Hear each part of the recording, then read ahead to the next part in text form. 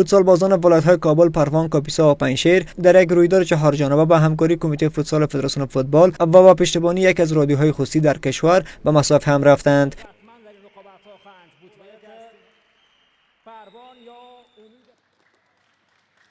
این مسابقات به میزبانی کمیته فوتسال فدراسیون فوتبال در زون پایتخت به روز جمعه با دیدار تیم‌های جعفران و میهن و بهارک پنجشیر آغاز شد. در این بازی فوتسال بازان کابل با نمایش خاطی برابر نماینده پنجشیر جذاب درخشیدند و سرانجام این بازی را با نتیجه پرگل 7-4 به سورشان پایان دادند و به دیدار نهایی مسابقات را یافتند.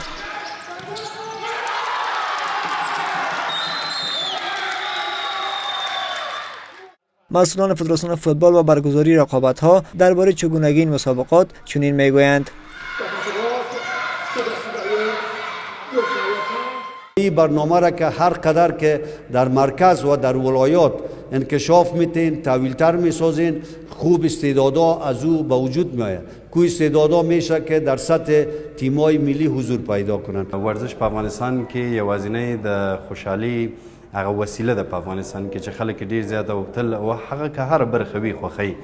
نو موږ د فوټسال برخې د رشد پرمختګ او د دغې لوبې ته د نور زمینه سازیو پلانونه لرو انشاءالله چې او هڅه کوو په دې برخه کې ځوانان لپاره ډیر څه وکړو. در دومین بازی این تورنمنت چهارجانبه تیم‌های پروان و کاپیسا با هم رقابت کردند. شماری از بازیکنان فوتسال راه‌اندازی چنین مسابقات را از سوی سکتورهای خصوصی و رسانه‌ها برای رشدشان با اهمیت می‌دانند، اما برخی دیگر از فوتسال بازان برای پیشرفتشان خواهان حمایت بازرگانان و رسانه‌ها شدند.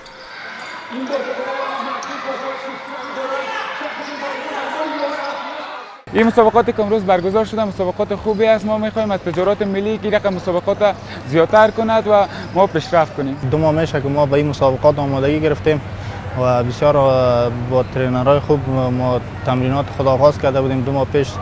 دیگه انشالله که بتونیم از به نمایندگی از مردم پنجشیر در این میدان یک مسابقات خوب ارائه کنیم. خواست ما از سکتورهای ملی و تجارت‌های ملی همیشه که ما را حمایت کنید تا بتونیم بازی‌های بیرون مرزی داشته باشیم و میتونیم از همین تورنمنت‌ها چهره‌های بهتر به تیم ملی انتخاب شود.